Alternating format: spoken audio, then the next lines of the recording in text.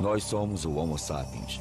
Nossa espécie surgiu após um longo processo evolutivo que começou há milhões de anos. Mas o que sabemos hoje sobre esse processo? Sem dúvida, o homem descende do macaco. Mas como e por que o macaco se tornou homem? Achávamos que uma coisa estava certa. O macaco se ergueu sobre duas patas para sobreviver na savana. Assim, a adaptação ao meio ambiente era a força motriz da evolução. Mas hoje, numerosos fósseis começam a contradizer essa hipótese. Cientistas de várias áreas já estão chegando a uma conclusão diferente. A força motriz da evolução não é externa, mas interna ao ser humano. Uma nova teoria nasceu. Uma nova teoria que fala de uma história interna, de uma memória embutida, constantemente em ação dentro de nós. Nossas mandíbulas a confirmam. O Homo sapiens não é o fim da linha. Ainda estamos evoluindo. Mas estamos evoluindo para quê? Como será o Homo futurus, o homem que virá depois de nós? O homem do futuro.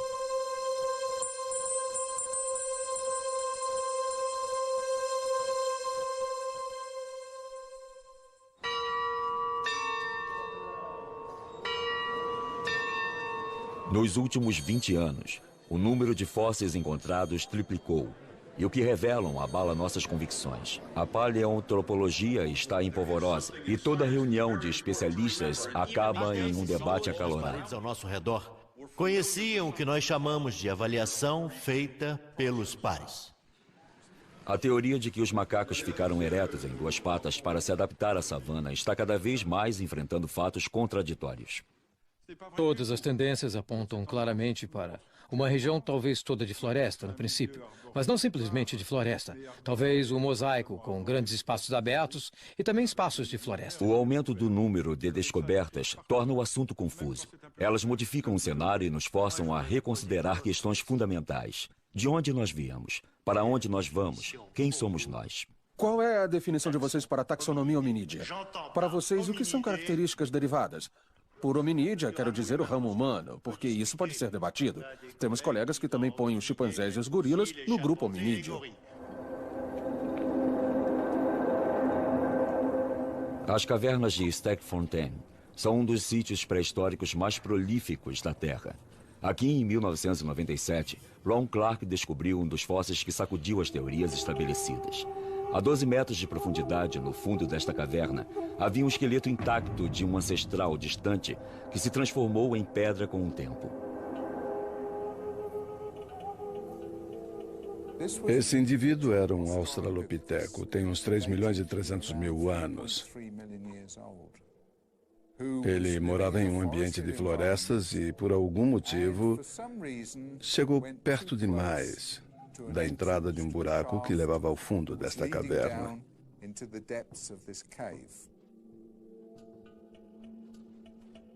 E ele não conseguiu sair. Ele pode ter sobrevivido aqui por muito tempo, até que morreu de fome. Littlefoot é o primeiro fóssil completo de um australopiteco jamais descoberto. É mais do que um macaco, mas ainda não é humano. A estrutura de seu esqueleto permitiu que os especialistas confirmassem que já ficava ereto. Mas o formato de seu pé causou sensação, porque é muito mais adaptado à vida nas árvores do que na savana. O pé indica que o dedão do pé era como um polegar. Eu quero dizer, ele podia se mover um pouco para longe dos outros dedos. Ele podia fazer assim. E isso também seria útil para ajudar o indivíduo a subir em árvores. Considerado um dos pioneiros da paleontologia moderna, Philip Tobias dirigiu pessoalmente as escavações em Stegfontein por mais de um quarto de século. Para ele, o pé de Littlefoot está longe de ser a única prova de que o australopiteco vivia principalmente na floresta.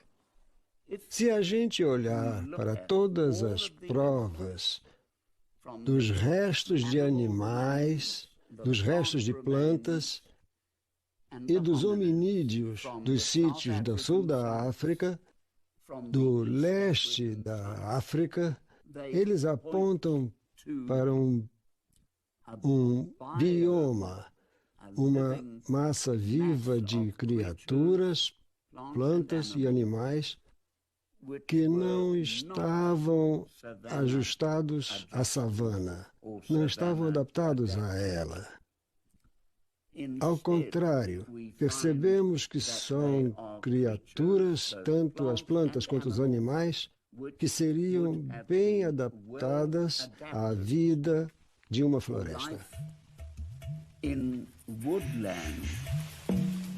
Assim, nossos ancestrais já ficavam de pé sobre duas pernas enquanto ainda viviam na floresta. Ninguém teria imaginado que isso fosse possível, porque esse fato crucial destruiria a hipótese que dominou as ideias sobre a humanização durante quase 30 anos. Por 30 anos, o Vale da Fenda, no leste da África, foi considerado o criador da humanidade, pois lá foi encontrado o maior número de fósseis de australopitecos. Foi lá que Donald John Hanson e Yves Coppens descobriram Lucy em 1974. Na época, ela era nosso ancestral ereto mais antigo. A East Side Story, ou hipótese da savana, se tornou viável na teoria. Ela afirmava que uma divisão no Grande Vale da Fenda separou os grandes macacos em dois grupos. Um ficou no oeste, na floresta, mas no leste o outro grupo teve que se adaptar ao novo ambiente, a savana. Para sobreviver e avistar os predadores, esses macacos tinham que se erguer para enxergar acima do mato alto. Essa hipótese atraente dizia que a evolução era motivada pela adaptação ao ambiente, mas descobertas recentes a puseram completamente em dúvida. A hipótese da savana, que foi sustentada por todo este tempo, ela é do meu tempo de estudante. Está morta. A hipótese da savana está ultrapassada.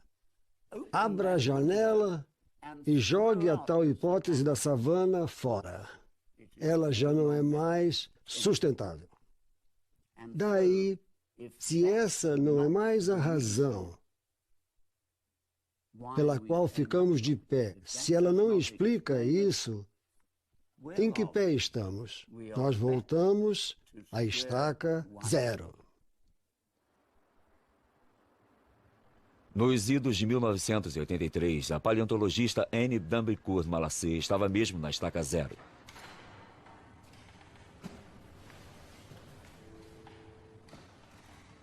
Como muitos de seus colegas, ela resolveu escrever sua dissertação sobre a evolução dos maxilares em nossos ancestrais fossilizados.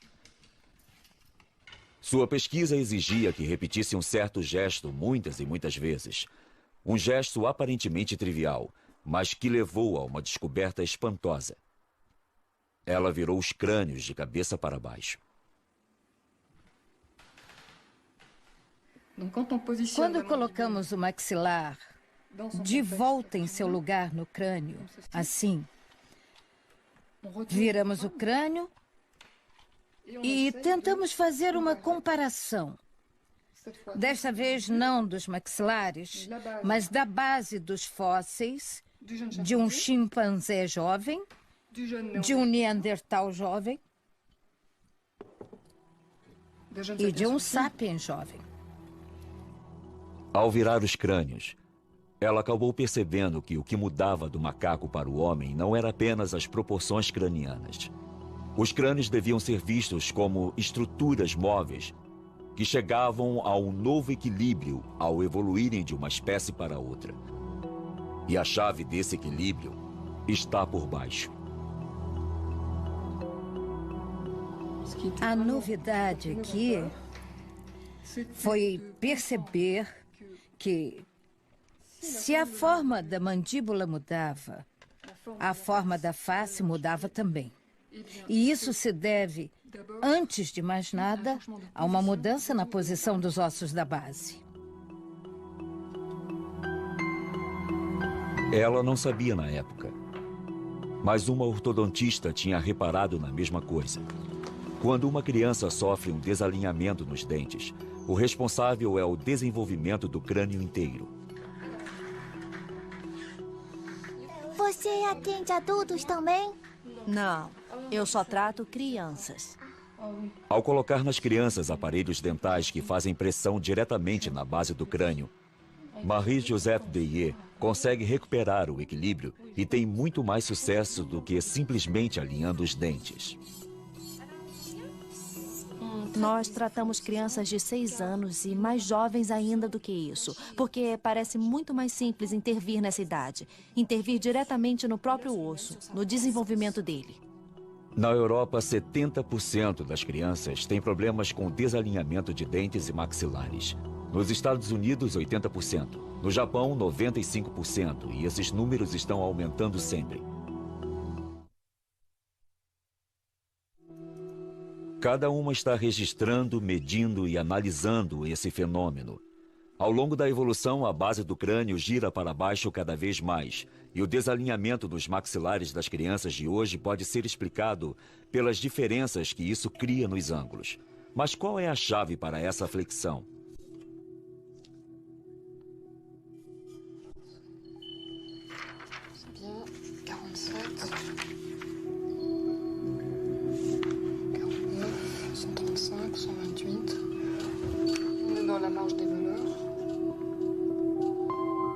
As duas chegaram à mesma conclusão.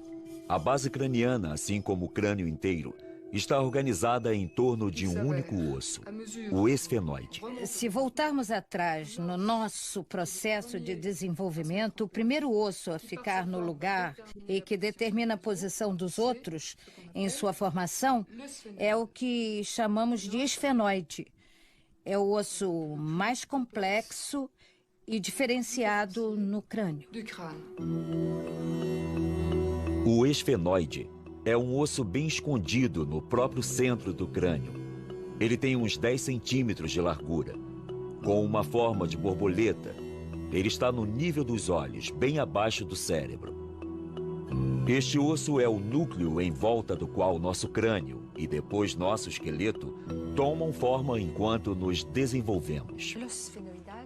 O osso esfenoide é o pilar central do nosso grande quebra-cabeças craniano. À frente dele está a região da fronte. Pelos lados, os ossos temporais e parietais. Por trás, tem uma série de ossos que se juntam à coluna vertebral e que determinam nossa postura trípode.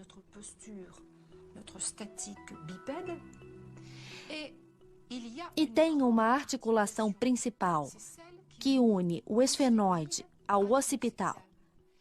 Essas articulações atuam no ato de mastigar. Elas se movem e absorvem toda a pressão, não só da mastigação, como do bipedalismo. Mesmo que tudo isto pareça sólido, a construção de cada osso obedece à mecânica de fluidos. Então, não temos simplesmente um bloco de ossos. O que temos é um quebra-cabeças que realmente vive, é dinâmico e se mexe. O esfenoide é a chave. A forma desse osso evoluiu durante milhões de anos. E a cada vez que se dobrou, levou ao aparecimento de uma nova espécie da família Hominídea. O extraordinário é que o esfenoide mudou de forma 5 vezes em 70 milhões de anos, curvando-se um pouco mais para baixo a cada vez.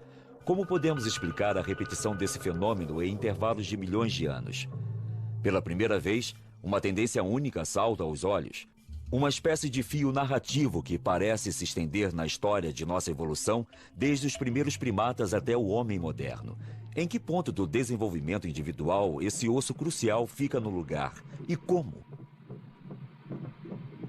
Anne Dambricourt se aprofunda no estudo do desenvolvimento fetal e embrionário. Ela quer determinar o momento exato em que o esfenoide adquire a sua forma.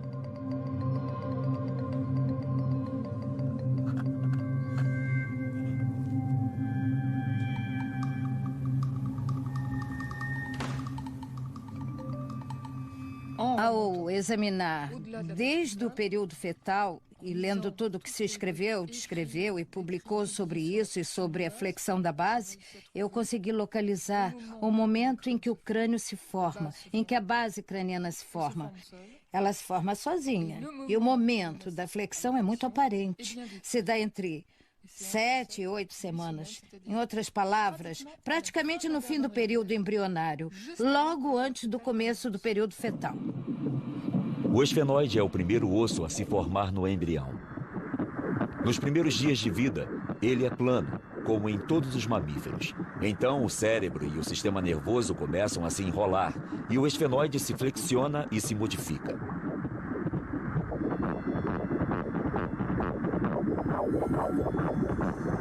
Estudando o desenvolvimento desse osso em diferentes espécies de primatas, Anne Dambricourt descobriu exatamente a mesma flexão, ainda que bem menor em outras espécies do que no homem.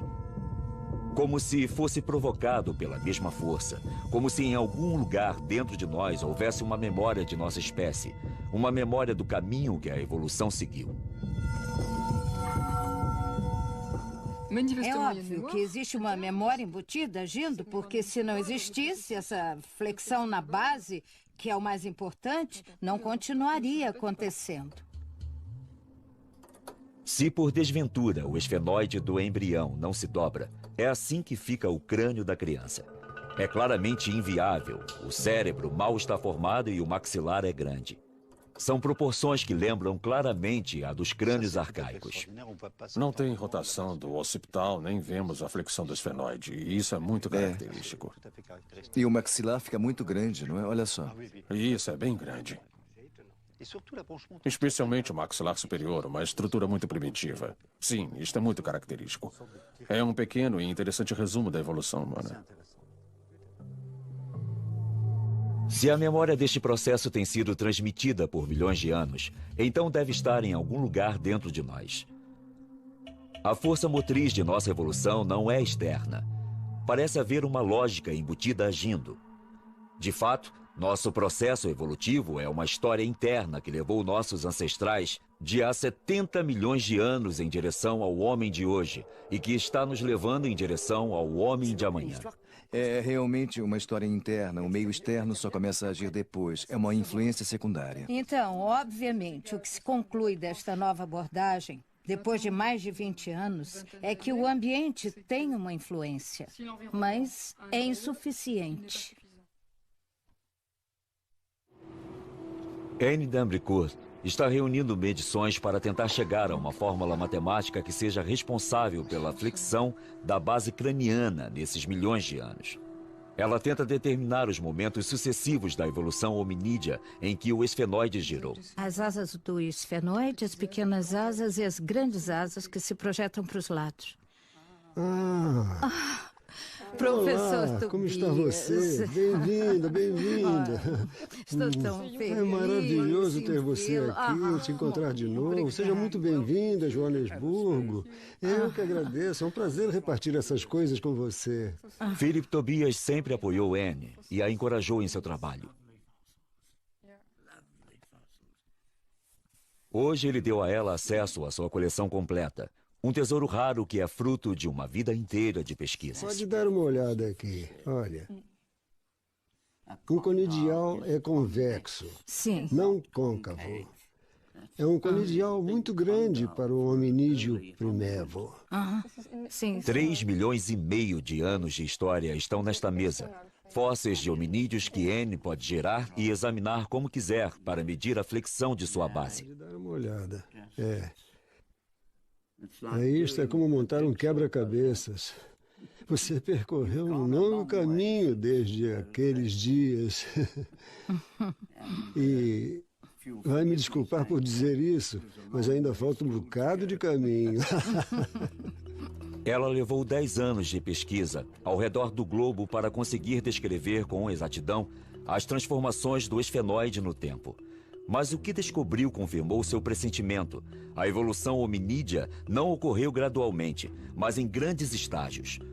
Os períodos de estabilidade entre cada flexão da base ficaram cada vez mais curtos.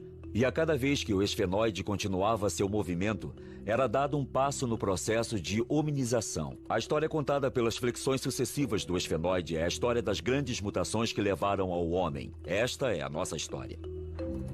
Então temos aqui a história incrível dos mamíferos. A base do crânio é plana. Daí começa a se dobrar e parece não poder parar uma vez que o processo começou.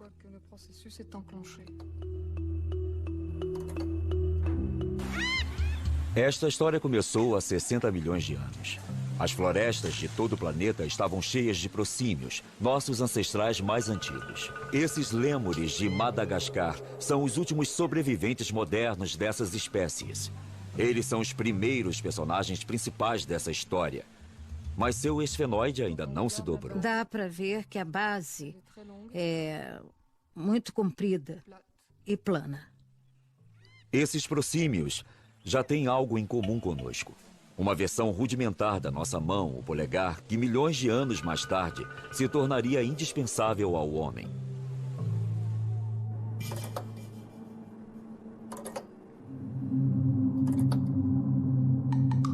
Há 40 milhões de anos, o esfenoide se dobra para baixo pela primeira vez, provocando a primeira grande mutação da nossa história. Este fenômeno não é encontrado em nenhuma outra grande família além da nossa. O que se vê imediatamente é que o crânio não é mais plano. Nos símios, existe uma ligeira flexão na base. Esta é a aparência dos macacos. Centenas de espécies que por 40 milhões de anos povoaram as florestas do planeta todo. Essa mutação, como as que vieram depois, deu origem a novas capacidades. E com ela, os olhos mudaram totalmente de posição para ficarem bem de frente. Isso possibilitou a visão estereoscópica. Esse é um ponto crucial. O tempo parece se contrair. As grandes mutações da hominização começam a ocorrer cada vez mais juntas, como se um relógio interno tivesse começado a andar cada vez mais depressa. Pode-se observar que, pela segunda vez, ocorre uma deformação no esfenoide. O crânio inteiro se desenvolve em torno de uma base que está mais dobrada. O cérebro se torna mais complexo, o rosto menos prognato. Esta é a aparência dos grandes macacos. Eles também ocupam o planeta todo. Havia dúzias de espécies, mas apenas 4 sobreviveram até a era moderna. Os chimpanzés, os gorilas, os orangotangos e os bonobos. Hoje são nossos primos vivos mais próximos. Compartilhamos mais de 98% de nossos genes com eles. A flexão de seu esfenoide permitiu que um cérebro mais complexo se desenvolvesse. Eles usam ferramentas, pensamento estratégico e mostram sinais de consciência, além de um certo senso de humor. Aí pode ter sido o início de que as primeiras demonstrações rudimentares de que uma propensão ou uma capacidade cultural anunciavam sua presença.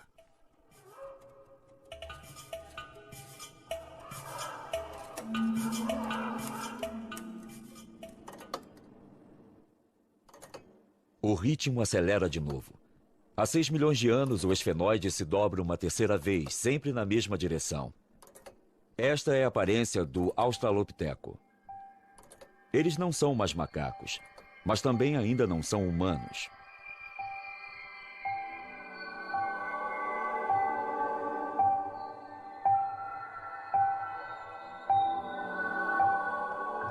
Eles nunca apoiavam o peso nos membros dianteiros, diferentemente dos grandes macacos. Já tinham uma certa verticalidade, embora não como nós. A base de sustentação deles era diferente da nossa, então eles ainda não ficavam muito firmes e, quando caminhavam, ainda não tinham o senso de balanço bípede do homem moderno.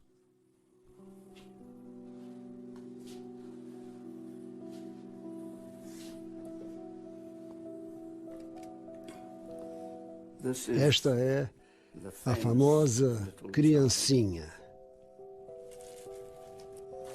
Ela tem mesmo um rostinho lindo.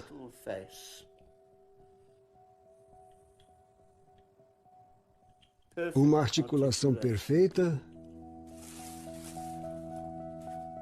E voilá! O cérebro. O fóssil de Taung é um dos fósseis de Australopiteco mais preciosos. Esta maravilha tem 2.300.000 anos. Ela inclui o único fóssil já descoberto de um cérebro. Tem um volume de 500 centímetros cúbicos, muito menos do que o dos nossos, mas é mais complexo do que de um macaco.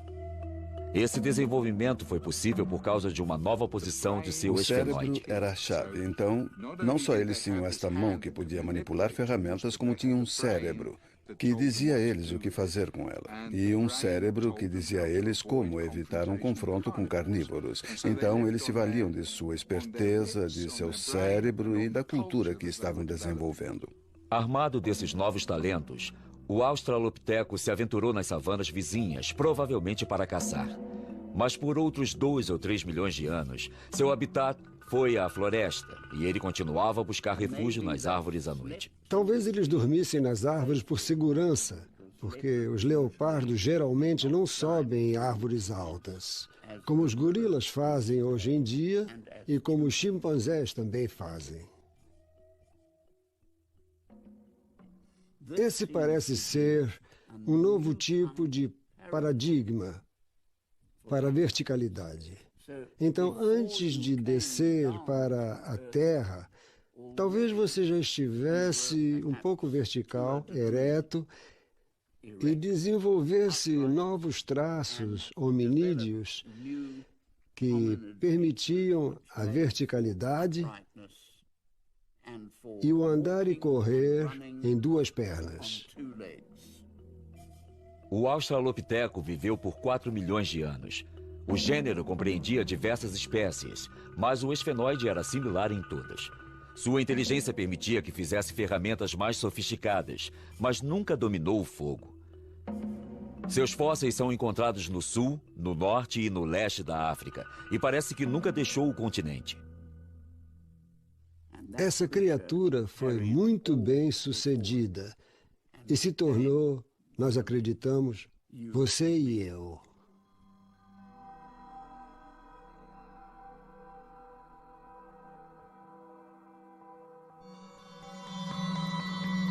Há 2 milhões de anos, houve uma 4ª contração do tempo.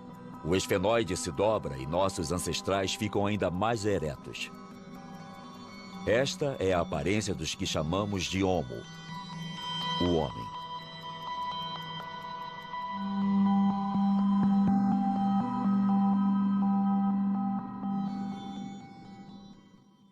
Sua pelve é diferente. As proporções de seus membros são diferentes. O homem é um caminhante, um corredor. Há um novo balanço bipedal, um novo desenvolvimento psicomotor e, de novo, o mesmo padrão. A base do crânio tem um esfenoide que girou ainda mais. A coisa que muda com a primeira ocorrência do Homo é a aparição da linguagem. A nova posição de seu esfenoide aumentou ainda mais a complexidade do cérebro desses primeiros homens. Também liberou a laringe parcialmente, o que tornou a fala possível, embora nossas atuais vogais ainda estivessem fora de seu alcance. Essas mulheres são os últimos humanos que falam Khoisan, a linguagem dos bosquímanos. Foneticamente falando, é uma das linguagens mais ricas do mundo. Ela tem todos os sons que usamos e também os emitidos pelos primeiros homens.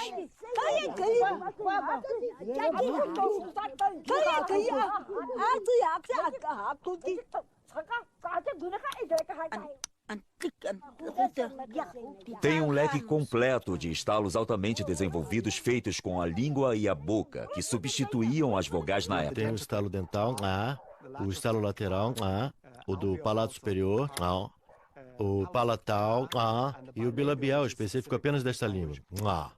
Antes de desenvolver totalmente a caixa vocal, a gente usava a língua para estalar nos dentes, no palato, nos lados da boca. E isso não exigia vogais. Assim, você podia fazer distinções em uma linguagem bastante primitiva, usando esses sons contrastantes. Essas mulheres são os últimos seres que podem esclarecer como o homem começou a falar.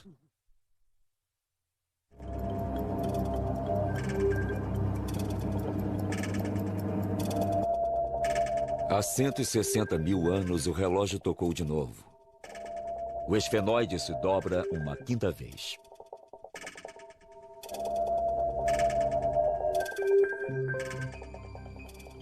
O cérebro se torna muito mais complexo. É mais bem suprido de sangue. E, naturalmente, depois desta evolução biológica, nós vamos ver muito rapidamente uma evolução cultural. Esta é a aparência do Homo sapiens.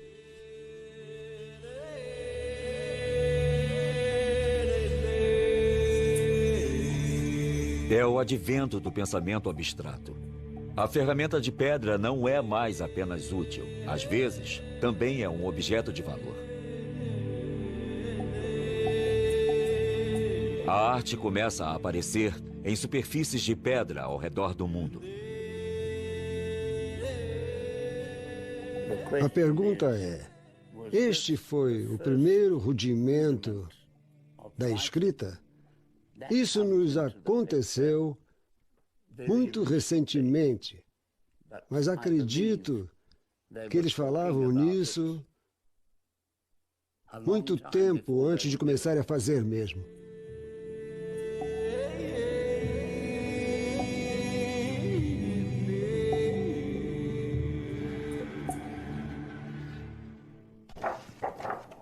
O que é mais extraordinário na descoberta de Anne é que ela nunca põe em dúvida a classificação tradicional dos fósseis. Pelo contrário, o ângulo formado pela base do crânio se torna um critério mensurável para determinar a espécie do fóssil. Por exemplo, isso permite responder à questão levantada por Toumai, um crânio fóssil com mais de 6 milhões de anos e considerado como um membro mais antigo da família humana. Então, Toumai é um australopiteco ou ainda é um macaco? Anne só tem acesso aos moldes e às fotos de Toumai, mas ela consegue fazer medições e comparar os ângulos da sua base craniana com os dos fósseis que estudou. Esta base é comprida demais para um hominídeo. É um macaco deformado. Até o momento, com estes elementos, nada nos leva a crer que seja um hominídeo. Esta nova versão de nossa história também resolve alguns dos enigmas que as teorias anteriores tinham cada vez mais dificuldade em esclarecer. Um desses enigmas é como o homem populou a Terra. Sabemos que o Homo apareceu na África há 2 milhões de anos e que a deixou para colonizar o mundo. As teorias clássicas dizem que a evolução para o Homo sapiens ocorreu novamente na África há 170 mil anos. Então o sapiens teria tido de deixar o continente uma segunda vez para repopular o mundo, e outras espécies teriam tido que desaparecer misteriosamente. Este fóssil não é mais de um Homo erectus, é muito moderno. Ainda assim, toda a parte superior do rosto, a abóboda e tudo que constitui o cérebro deste feto, da criança e do adulto, ainda é arcaico. A estrutura frontal também é arcaica. Vejam só isso aqui. Isso fica bem claro no formato da parte posterior. Ela é bem arcaica, pouco arredondada.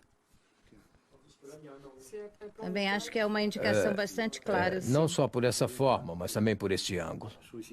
Aqui temos 2 precursores do homem moderno, porque o homem continuou a evoluir depois de emigrar e de se estabelecer em diferentes regiões do planeta. Isso explica a existência dos Dalis na Ásia e dos Neandertais em outros lugares. Existem 2 histórias diferentes.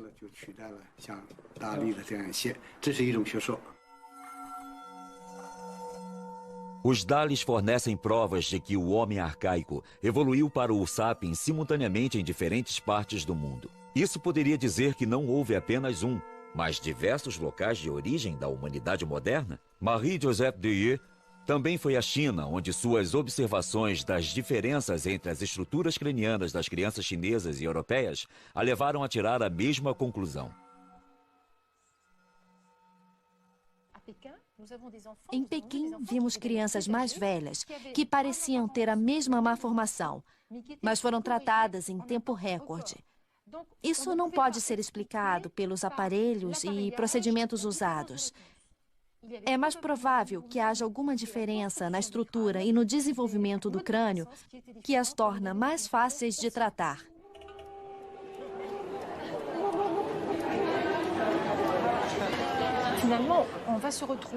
No fim das contas, vamos terminar com uma estrutura, um quebra-cabeças craniano, digamos, que não se encaixa do mesmo jeito. Depende se vem de uma origem europeia, de uma origem africana ou de uma origem asiática.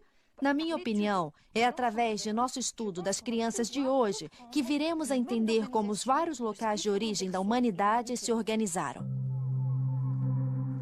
Se realmente existiram vários locais de origem da humanidade moderna, então o Sapiens não precisou deixar a África uma segunda vez para repopular o mundo. Essa hipótese muda inteiramente o mapa de como os humanos ocuparam a Terra. O Homo realmente saiu da África há 2 milhões de anos, mas ele também evoluiu em diferentes regiões do planeta e um grande número de espécies se desenvolveu. Algumas delas, como o Neandertal na Europa e o Sinantropo na Ásia, desapareceram sem deixar descendentes.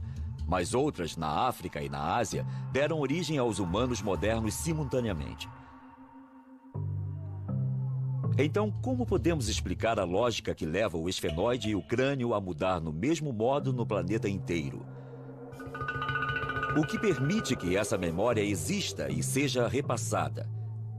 Hoje em dia, o campo da genética está dando respostas aos paleontologistas.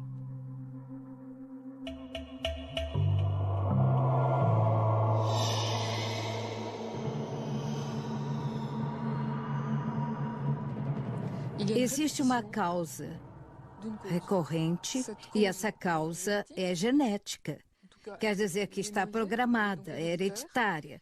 Podemos localizá-la, está gravada, é interna, é transmissível. Está claro que a estrutura do cérebro e as contrações faciais são, sem dúvida, controladas por genes reguladores ou genes arquitetos.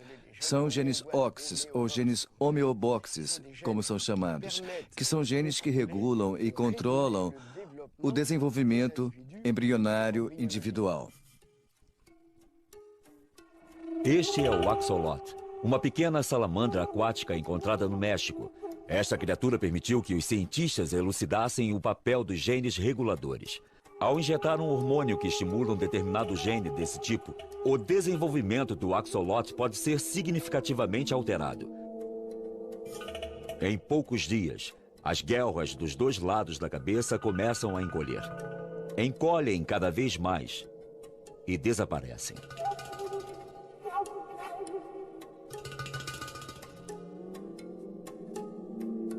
E a salamandra abandona a água, pois se tornou um animal terrestre com um par de pulmões. Você não precisa de 1 milhão de mutações. A mutação de apenas 2 ou 4 genes reguladores pode mudar completamente a estrutura de um organismo. Assim, a mutação de uns poucos genes é o bastante para explicar as dramáticas diferenças morfológicas que nos separam dos macacos, embora compartilhemos 98% de nossos genes. Durante a evolução toda, temos o mesmo padrão básico. Mais espécies desaparecem, se tornam extintas, são incapazes de sobreviver a mudanças dramáticas no clima e na ecologia, diferente das que tiveram as mutações certas e sobreviveram. A evolução é a exceção. A extinção é a regra. Isso significa que existe uma direção, um caminho, um processo global ocorrendo que a evolução segue em todo lugar? É uma pergunta perturbadora que todo pesquisador que estuda a origem da vida e da história do universo deve perguntar.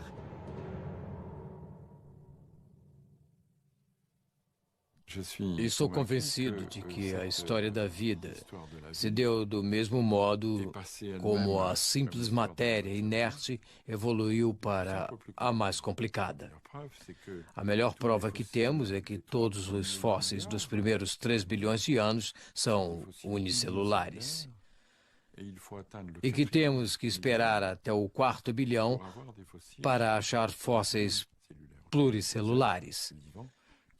Criaturas vivas que eram multicelulares.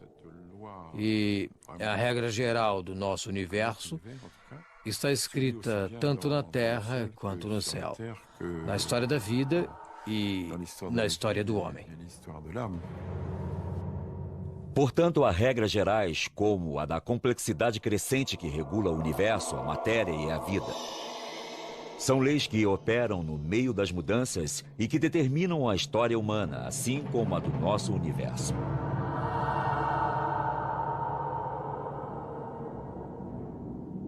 E seguindo esses caminhos, nosso esfenoide irá um dia girar de novo, dando origem ao homem que nos sucederá. Não existe motivo para o processo parar no Sapiens. Temos razões para crer que, em mais alguns milhares de anos, não sabemos exatamente quantos, mas podemos ter certeza de que as populações vão evoluir simultaneamente, ao mesmo tempo. A verticalização da face, o arredondamento da parte posterior do crânio, a redução da mandíbula e dos pomos da face são tendências que vêm de longe no passado e que vão continuar. Em 1 milhão de anos, se a Terra não tiver explodido, nós teremos crânios extremamente altos e extremamente redondos, com mandíbulas extremamente pequenas. Os cientistas predizem que nossos cérebros vão ficar ainda mais complexos. Será que esse homem com uma testa grande partirá para descobrir novos mundos, como fizeram seus ancestrais? Será que o Homo Futurus será o extraterrestre da nossa imaginação?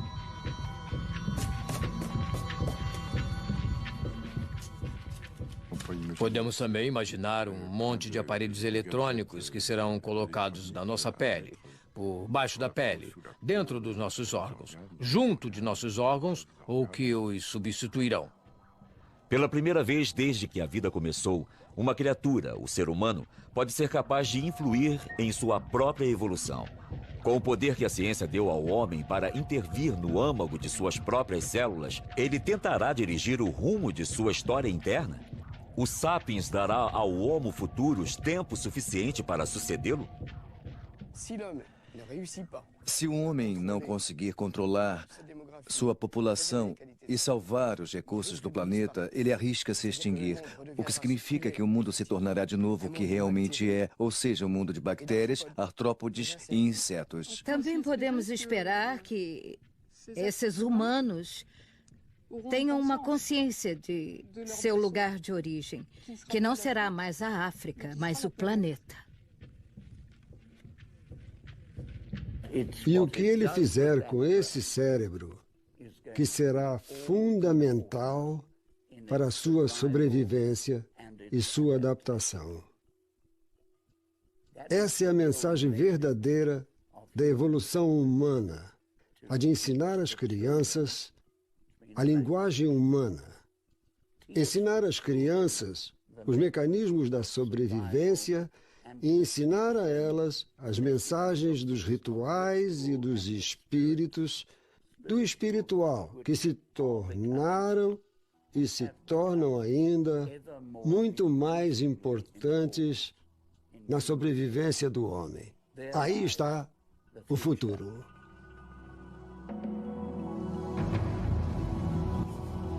Nós somos sapiens. Somos as primeiras criaturas com um cérebro complexo bastante para estudar a história de nossa evolução. Somos capazes de tentar penetrar seu significado. Ainda assim, seremos suficientemente desenvolvidos para fazer isso? Ou continuaremos a nos chocar com obstáculos que o Homo Futurus vai facilmente ultrapassar?